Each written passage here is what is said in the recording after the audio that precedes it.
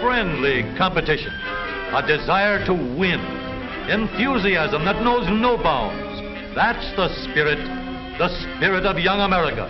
From coast to coast, in everything from sandlots to stadiums, you'll find red-blooded American boys full of that old grit and determination that makes winners and champions.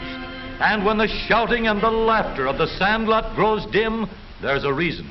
It's because the great American boy is hard at work, inventing, creating, building something.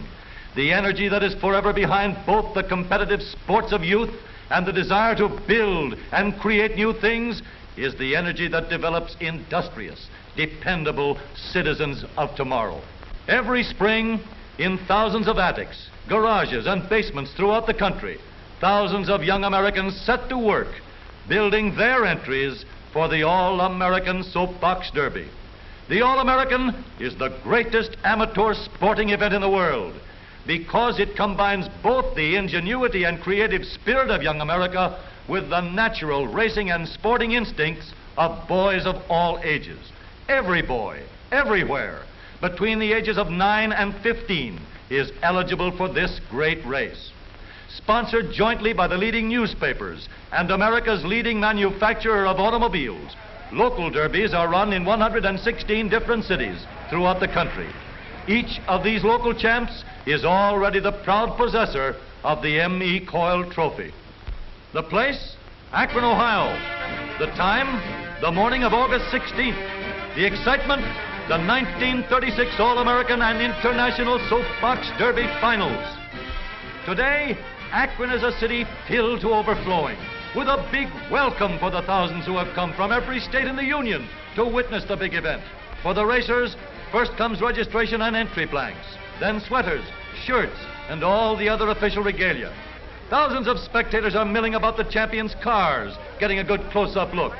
Every one of these cars represents many long, hard hours of thought and building.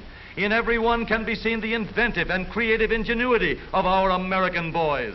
Each entry gets his car weighed in, and an official sticker shows that the car has been checked by the technical committee and complies with all the rules. The medals and trophy awards and other prizes, too, share the limelight. There are 249 of them in all. And here are 116 All-American boys that have won their local derbies and have come to Akron to compete for the coveted title, All-American Soapbox Derby Champion for 1936.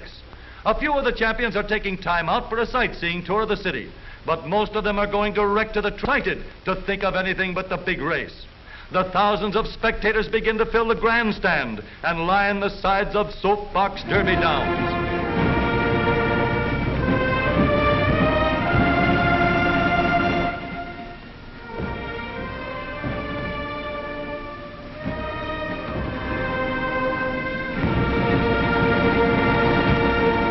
No racetrack in the world is more colorful than this, and yet it's just for boys, all-American boys.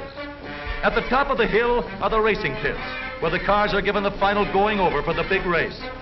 Here they are, all set for the first heat. There will be 39 heats run off first, then the winners of these will be grouped and eliminated until only 5 boys are left. The technical committee stands ready on the bridge. Here they go. Look at those cars travel. It's going to be close. Here's the finish. What a race, but that's only the beginning. From now on, they're going to follow one ride after the other.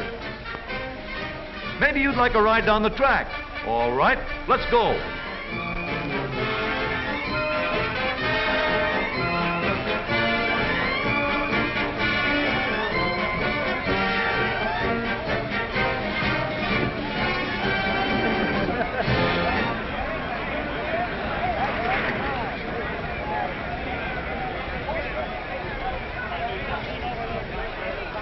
Hey, looks like we got off that one just in time.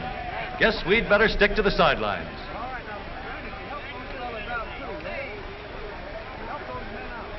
Here are Graham McNamee and Tom Manning getting ready to broadcast over a great nationwide hookup. And millions of people all over the country are listening. Behind the roar of the crowd is the clickety-clack of the typewriters and telegraph keys. Stories of the race flashing over the wires. Pictures, too, both for the newspapers and newsreels. Harry Hartz and Wild Bill Cummings, famous race drivers, officiated the finish line. Here goes another heat. Look at the body English on that start. But then everything's fair as long as he doesn't get off and push. Three boys straining with every muscle, living in 1 minute the climax to all the hopes and ambitions of months of preparation. What a story there is behind every boy and his racer. And now the last preliminary heats are over. Only 5 boys remain to fight it out for the coveted honor of being hailed the new champion. Onto the truck they go for the trip back up the hill. Away go the first 3.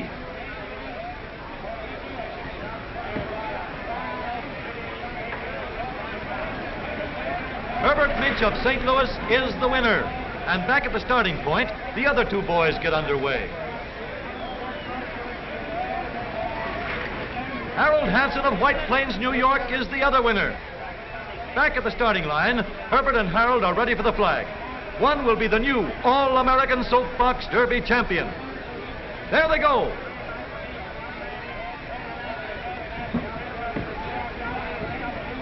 A new national champion, Herbert Minch of St. Louis, crosses the line, the winner. But Herbert can't rest on his laurels as yet. Now both boys go back to the top of the hill and get set for the international race. Racing against the champion from over the ocean, Norman Newman of South Africa.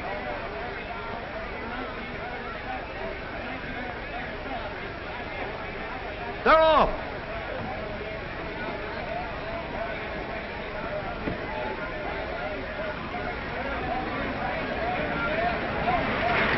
Herbert Minch is first, Harold Hansen second, Norman Newman of Pretoria, South Africa third.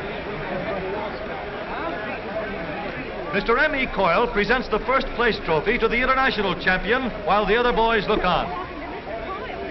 As a fitting climax to a great day, there comes the big banquet and awarding of prizes. Here, every boy's a winner.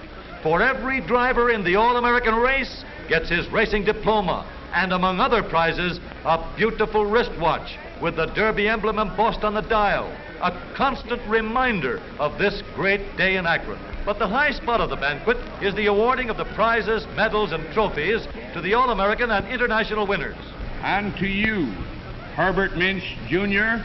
of St. Louis, it is my pleasure to present to you the first award in the All-American Soapbox Derby, a 4-year scholarship in any state university that you might select. And now to Harold Hansen of White Plains, New York. Harold, I have a letter here which entitles you to get your new car as second prize in the All-American Soapbox Derby. Thank you very much. Harold Hansen also receives the second place trophy for the international race. And to you, Robert Richards of Lima, Ohio, as a third award in the All-American Soapbox Derby, I hand you here a letter in which it entitles you to take, or to receive, rather, a standard coach of any color or description. John Tabor of Pittsburgh, Pennsylvania, is awarded the Charles F. Kettering Trophy for the best design car. Norman Newman from Pretoria, South Africa, who traveled over 8,000 miles for just this one race, receives the third place trophy for the international event. But even now, the other boys are working out plans for that 1937 entry. Perhaps a complete change in design, maybe more complete streamlining, or any of many other things a boy's mind can develop. It's a problem, all right, but all American boys, these boys of ours, are just the boys to solve it. The American boy will be hard at work from now until the starting gun is fired in 37. And he'll be in there fighting for all he's worth, fighting with that same old spirit that is building the Americans of tomorrow.